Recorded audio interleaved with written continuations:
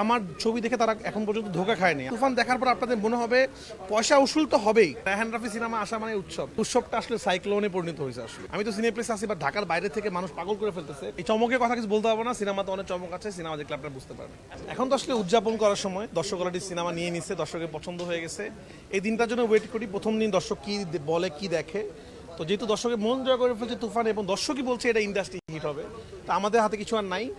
তো দর্শকের মনে জায়গা করে নিয়েছে তুফান, এবং এই লেভেলের যে দর্শক সিনেমা দেখে প্রশংসা করছেন এবং এমন কথা দর্শক বলছেন যেটা আমরা এতটুকু আশা করিনি। তারা বলছেন আমার লাইফের এটা সেরা মুভি, সাকিব ভাইয়ের লাইফের সেরা মুভি, এবং বাংলাদেশের এখন পর্যন্ত এরকম কমার্শিয়াল সিনেমা তারা দেখেননি। দেখেন, আমি আমার প্রথম সিনেমা থেকে দর্শক, এই যারা দর্শক আমার প্রথম দিনের সিনেমা দেখে, তা আমার একটা দর্শক আছে যারা আমাকে বিশ্বাস করে, কারণ আমার ছবি দেখে তারা এখন পর্যন্ত ধোকা খায়নি। আমি যখনই বলছি পরাণ দেখতে আসেন, পরাণ দেখে তাদের ভালো লেগেছে, যখন বলছি সুরঙ্গ দেখেন, সুরঙ্গ তাদের ভালো লেগেছে, এখন তুফান দেখছি, তুফানের পর আমার হয়তো বিশ্বাসটা আরও বাড়বে যে হ্যাঁ, রাফি কমার্শিয়াল ছবি ওরকম করে বানাতে পারে।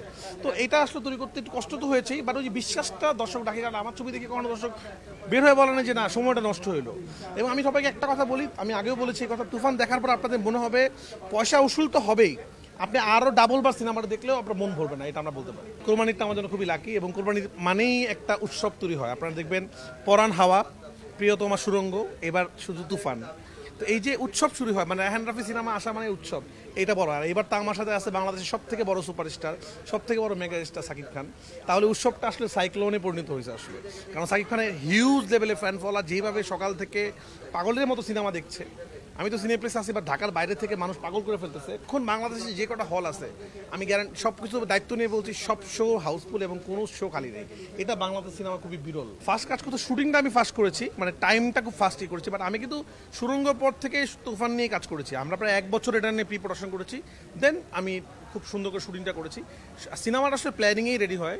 আমার প্ল্যানিংয়ে ছিল আমি এরকম ধরে গান রাখবো, এটা রাখবো, সেটা রাখবো। তো 1 বছর ধরে প্ল্যান করছি, ওটা আমার সমস্যা হয় নাই। তো এই জন্য আমাদের দেখবেন আমি কিন্তু সিনেমা অনেকদিন আগেই সব কিছু রেডি করে ফেলছি।